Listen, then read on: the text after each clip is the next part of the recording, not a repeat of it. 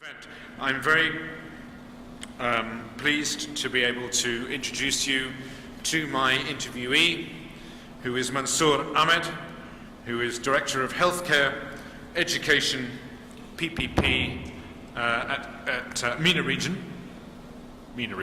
at Colliers. Mansoor, I think it would be good to start by understanding a little bit more about your title and what it actually means and what you do. I mean, I think we also, we know what Colliers does, we know what healthcare is, we know what education is, but perhaps if you could talk a little bit about what you do and the PPP aspect, what it means in the context of your business. You'll need to speak. You'll need to speak. Yeah, good morning. It is still morning. It's just, still morning. yeah. So, It may be even closer to the mic. Yeah, we can. You might need to. Sorry, it just helps if you're close. Thank you. Colliers has a very dedicated health and education department. Hold on. Sorry. Is it? Hello. Yeah. Yeah. Okay. Thank you. Sorry. Yeah. Colliers has a very dedicated health and education department, and we focus a lot on PPP. Now, when it comes to PPP, our focus is on infrastructure, health and education. What we do is normally we are working across the region, mostly with the private bidders, helping them to do feasibility studies, concession, how long should be concession, bidding, helping them to prepare the bid for the PPP projects, doing the due diligence, valuation of the projects. Most of our work is with the private investor and operators, but we also help in certain cases in government entities. For example, presently we have working with one of the pension fund in Oman, and we are devising the whole PPP strategy for them for a big 1.8 kilometer project, which has real estate but also has schools, hospitals and some infrastructure work. Last year we did devise a full strategy for a new health and education city which will be built in Jordan. So we just actually today morning we won with a private bidder. Dubai Health Authority is launching a new hospital in PPP, and we will be basically working with so that's what we do is the typical PPP work, but more concentration is on health and education sector. Now, PPP as an acronym, public-private partnership, yeah. it can mean lots of different things. It's not an exact term. Yeah. If you look at the PFI projects in the UK, yeah. which is a legal yeah. framework for private investment into public assets, it can go from that to just a general term about, well, we want the private sector involved. Yeah. In the region, and particularly in Egypt, what does PPP actually mean in practice? Yeah. I think in practical, if you look, there is two reasons to look at PPP, especially a country like Egypt. One is you need private investment, because we did a study which is available on our stand also last year. Egypt needs till 2030 roughly 17 billion to 20 billion US dollar in healthcare only to basically overcome the demand which is required in next 12 years or so. So one is obviously to attract foreign investment, because you'll not be able to do it yourself. And I think what people miss out is that it's not just the investment. With the foreign investment, you get the expertise, you get the efficiency, which is lacking in most of the public hospitals and other, and new technology, which if you have an operator who is working across the globe, he will going to bring the new technology as the technology come, maybe in 2 years after Europe and other, but a new technology will come. So now looking at that, the PPP structuring so far is quite simple in the region. Either you look at a PropCo and OpCo structure, where the government is looking. Saudi is a good example, where a lot of healthcare cities are being built and education cities are being built, and now the government is looking at operators to come and lease it from them. That's a simple. The other thing is long-term concession. The example I gave in the just now, the Dubai one, where you have the land and you need somebody to build, operate it, and then transfer it in 30 years to the. So I think the structure is still not evolved, and it may take some time, but at least we are happy that there is a good beginning, and it will going to evolve to European standards and other. There is a very vibrant residential real estate market in Egypt. But my experience of what we would call the commercial market in Europe, which includes healthcare and education, is it's relatively unsophisticated. It seems to lack two things, well, three things probably: legal infrastructure, the law to do it, but people who are willing to sell, and investors who are willing to invest. I mean, traditionally, your owners of real estate, commercial real estate, would be pension funds, insurance companies, the institutional investors, and yes, families. These component parts seem to be absent in Egypt, but also in the region. What do you think is necessary in terms of that end to get these people to do it? Is it a regulatory issue? Is it a structuring issue? How do you fill that gap in the market? I think the biggest thing which we see is, beside, yes, there is laws are there, but it need to be implemented, and people need to be seen that they are implemented. Okay, so let me just unpack that. Let me ask you, because I'm not going to let you get away with that one. In what sense? What are the laws that are not implemented? I think is it? Yeah, it is basically laws are there. There's not many projects are, so people have not seen it. That if there is a default and other, how it is actually going to, whether it will be going to implement it in the favor of foreign investor or not. So we have not tested those laws so far. I think that's one thing. The second thing which we feel it, and you probably agree to it, there is a disconnect between the valuation. What people, the property owners, whether it's a commercial property, healthcare, education, and other, whether it's a private owners or public entities, the valuation is, I mean, very. If you look at, people are looking at to invest at 9, 10 yields or 11 yields or so outside Egypt. I'm talking about, yes. And some of the owners, they look for 6 or 7% yield, which is like not even in UK. Another is, you get sometime better yield than that. So I think the major thing where we face problem is that there is a complete disconnect. How people value their asset and how an investor value their asset. And because here the assets are sort of a hedge against inflation and everything, so market valuation is one of the main problem which I see, which is affecting a lot of the real estate or propco side of deals, and same if you look at the PPP, the same case will be, the value is high, the rent will be high, and no deals will be signed. I mean, the valuation of real estate is a function of core asset value, but cash flow. I mean, it's the credit worthiness of the tenant, isn't it? Or whatever. So, is it when you say that there's a valuation disconnect in this region, is that because of they don't understand the valuation, that how investors value, or is it because they just have an inflated value for whatever reason on their balance sheet and they can't accept that? Both. One is that they have a value on the balance sheet and they can't go down that value. The second thing is that there's a lot of emphasis are being placed on, in a very simple layman term, is that this was sold at 100 million, so mine worth also 100 million. And as you said, or 110 million. As you said, that the valuation is depend upon who is your tenant, what is the, how the tenant, how strong is the tenant, how is the credibility of the rent, which is basically in future you're going to earn.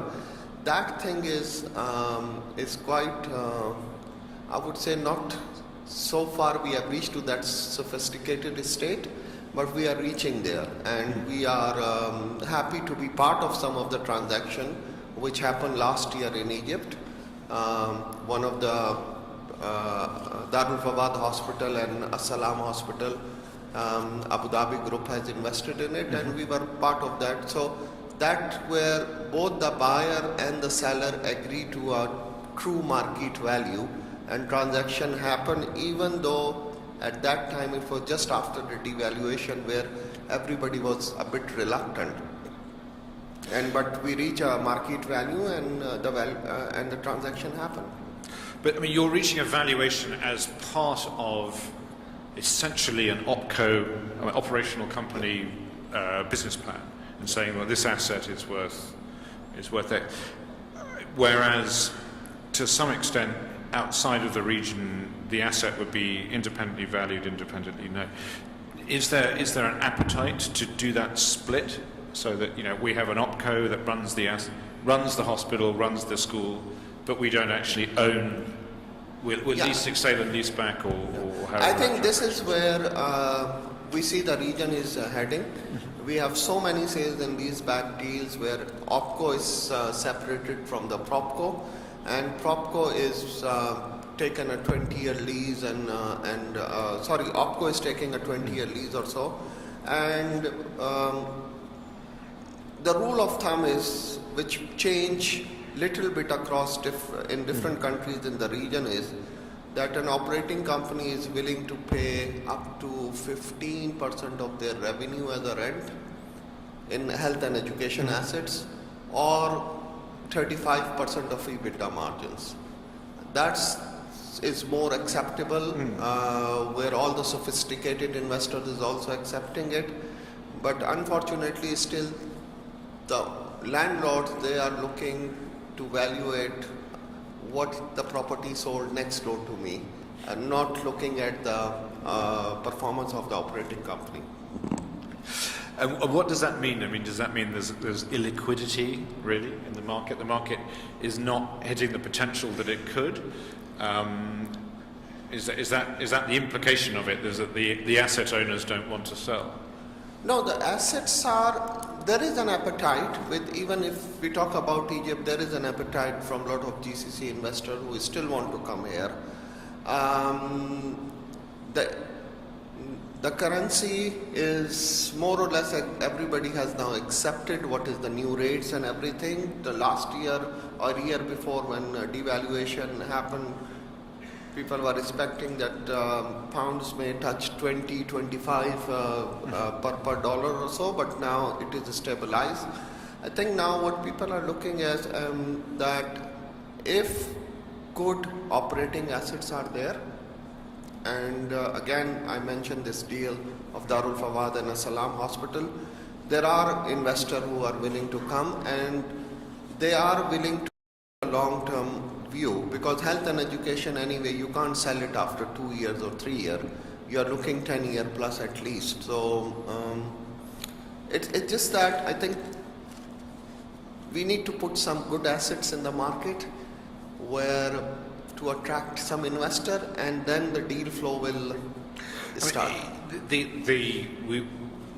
I was talking to the finance minister yesterday, and we were talking about the development of the Egyptian sovereign wealth fund, and one of the asset pools that was going to be put into that that sovereign wealth fund was some real estate assets, like the plot next door.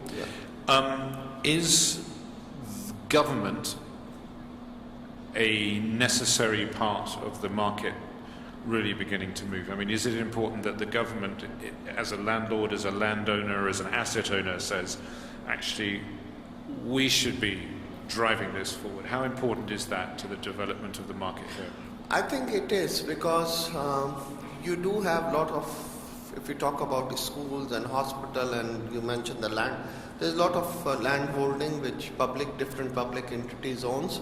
I mean, the railway, if you see the land they own here across the lines, it's very valuable land.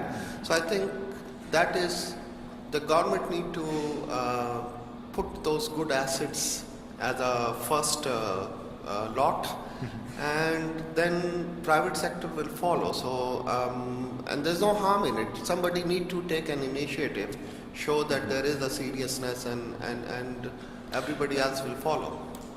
I mean, so what you're saying, if I may paraphrase you, is that there's a significant amount of value that is held by the state that could be unlocked and sold to private investors without fundamentally changing what's happening to the use of that asset. Yes, I think there's two things. One is, on the one hand, you can raise money which will be used for development of other infrastructure, and other by looking at the property side, propco of it, and REIT funds and everything. It's coming. So those are one thing. On the other hand, the second part of the PPP would be to bring in operators who will improve the efficiency of the operations. So short-term answer, which even the Saudi government is looking, another is that even the Saudi government. Yeah, I mean that let's cash some of those assets which are sitting there and not generating any money, and use them to fund more infrastructure project which is needed. And second stage, which I think is hand in hand it goes, is to improve bringing in operator and improve the efficiency of some of this operating. But I mean, how important is it to get to that point where the asset ownership and the operations are separate? I mean, do you think that's necessary, or is it actually more appropriate at the moment to have operation people still owning the underlying assets? No, in our opinion, if you segregate them, it will be better, because you have two sets of investors. You get the commission as well. Yeah, two sets of investor. One who don't want to take any risk in the operational side. Yep. They want to rather invest in a property and take a fixed yield. And there will be other ones who will invest in the operating side. So, is the legal I mean, are the laws and regulations suitable for that, or do they need to be upgraded and updated? And I'm not talking just about the enforcement, I'm talking about the actual structure of the law. To be honest, I exactly don't know about the legality of it. Fair enough. But it has to be, as I said, I can't comment. No, fair enough. No, you're not a lawyer, and I appreciate that. On the sort of bigger, longer picture, we effectively what we've talked about is existing assets, is things that are already there or landed. Now, clearly Egypt needs not just to have a better management of existing assets, but the development of new assets. What is the role that private capital can play in the development of new healthcare and new education, pure development, which is it's a different type of risk? And how should that be structured, in your opinion? We are working with a number of health and education operators who would like to come here. And one thing which they do, and this is the new, especially with the change in law in higher education, where a private international university can open their campuses and other, they don't want to invest at this moment operator in the real estate side. So one of the things which we see, whether a private developer or government side, that they should basically build the real estate side, and there will be operator who will be coming to lease it or do some sort of a joint venture. Second thing is, you have some good lands at different location.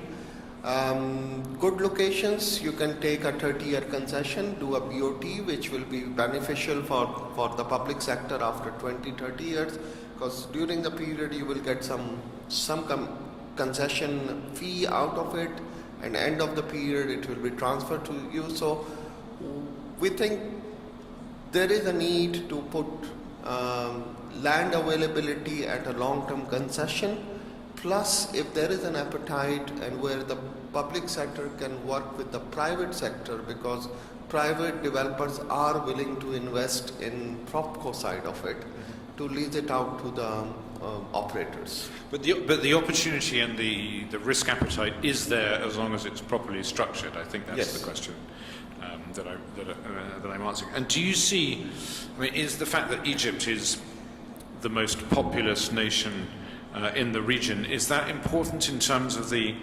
healthcare and education? I mean, there's an intrinsic demand. There is, because